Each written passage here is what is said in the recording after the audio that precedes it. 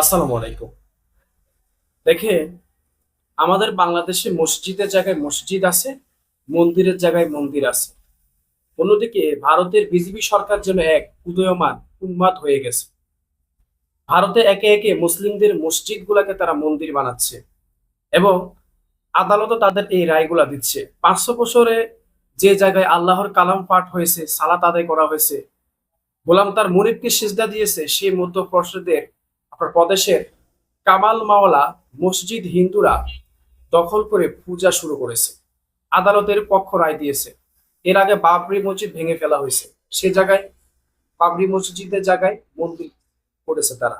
এভাবে মুসলিমদেরকে মসজিদ থেকে বের করে দিয়ে সেখানে তারা পুজো করতেছে। আমার পাশে আপনারা ছবিটি দেখতে পাচ্ছেন।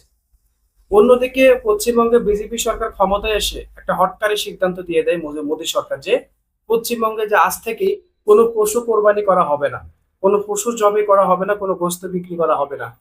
এমত অবস্থায় এই ভিডিওটি দেখে আসুন।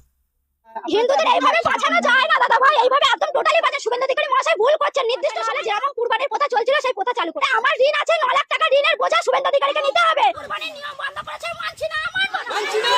রাজ্য সরকার কুরবানির নিয়ম বন্ধ করেছে, মানছি না, মানব না, মানছি না। নালে আমার স্বামী সুইসাইড করবে বলছে, সন্তান অনাথ হবে, কিভাবে চালাবো? আমি তো মেয়ে মানুষ, আমাকে বাইরে কি যাওয়ার দেখলেন ক্ষমতা এই আছে, আমি কি ভিডিওতে? ইনকাম করব?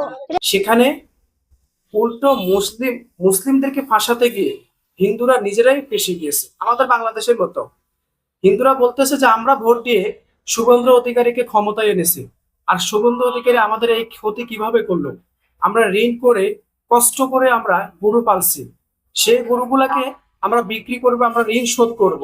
আমরা খেয়ে না খেয়ে এই গরুগুলাকে লালন পালন করেছি লাভের আশায়, বিক্রি করার আশায়।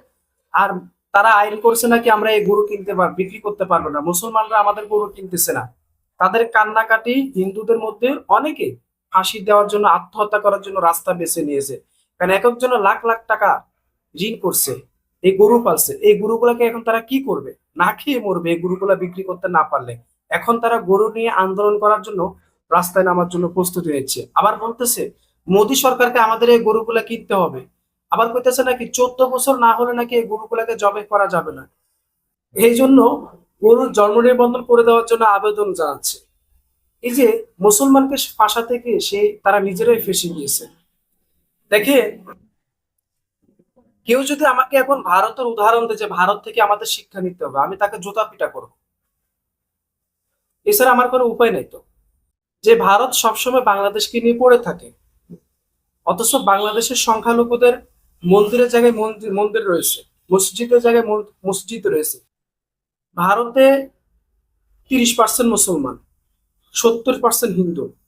সে 30% সংখ্যালঘুদের নিরাপত্তা তারা নিশ্চিত করে না, উল্টো তাদের মসজিদ গুলাকে মন্দির বানায় ফেলতেছে। অন্যদিকে বাংলাদেশে দেখেন 10% মাত্র সংখ্যালঘু, সেখানে 10% সংখ্যালঘু এত পরিমাণ নিরাপদে আছে। কখনো বাংলাদেশে কেউ যায় বলে না যে তোদের মন্দিরের নিচে আমাদের মসজিদ আছে। আর সেই ভারত বাংলাদেশকে জ্ঞান দিতে আসে। আর আমাদের বাংলাদেশে কিছু অজাত কুজাত আছে,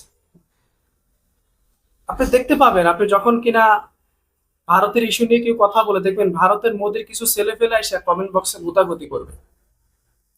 এগুলাকে ভারত জন্ম দিয়ে গেছে, ভারতের নরেন্দ্র মোদী বাংলাদেশে। আপনি কিভাবে ভারতের উদাহরণ দেবেন? কিভাবে আপনি ভারতকে বন্ধু ভাববেন? এরা দিন দিন সীমা অতিক্রম করতেছে। প্রথমে ক্ষমতায় এসে কি করছে? কয়েকটি গুরুতর সিদ্ধান্ত নিয়েছে। মুসলিম এবং হিন্দুদের মধ্যে বিভেদ তৈরি করে দিয়েছে উস্কানিমূলক বক্তব্য দিয়ে শুভেন্দু অধিকারী। এরপরে বলেছে বাংলাদেশকে তারা হ্যানত্যান করে দখল করবে, বাংলাদেশে কাটা তারা বেড়া দেওয়ার ব্যবস্থা করতেছে, মসজিদ গুলাকে মন্দির বানাচ্ছে।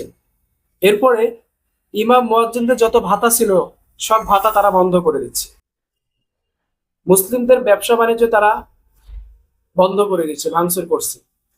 মুসলিমদের কোরবানি নিষিদ্ধ করেছে। শেষ পর্যন্ত এই কিছু হটকারী সিদ্ধান্তে সে হিন্দুরাই ফেঁসে গিয়েছে। ঠিক আমাদের বাংলাদেশের মতো।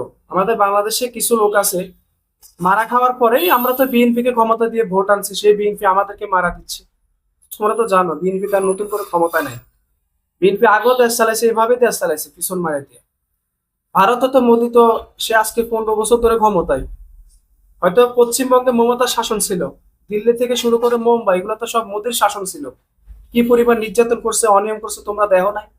এখন তোমাদের গরু বেচা বন্ধ হয়ে গেছে, তোমাদের গোমাতাকে বিক্রি করতে পারতেছো না, মুসলিমদেরকে ভালো লাগছে, বলতেছো তোমরা গোমাতাকে নিয়ে যাও, বাসায় নিয়ে যাও, বিক্রি করো না, ওটাকে বাসায় নিয়ে পুজো করো।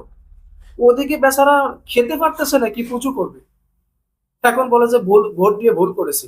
হ্যাঁ, আগামীতে তৈরি থাকো মমতাকে ক্ষমতা আনার জন্য। হাজার গুণে ভালো ছিল মমতা। বেশি আলাপ সুখ পাইতে গেছো না, অতি উৎসাহী হয়ে দাদা বাবুদের উস্কানিতে শুভেন্দু অধিকারীকে ক্ষমতা আনছে, এবার লাও ঠেলা।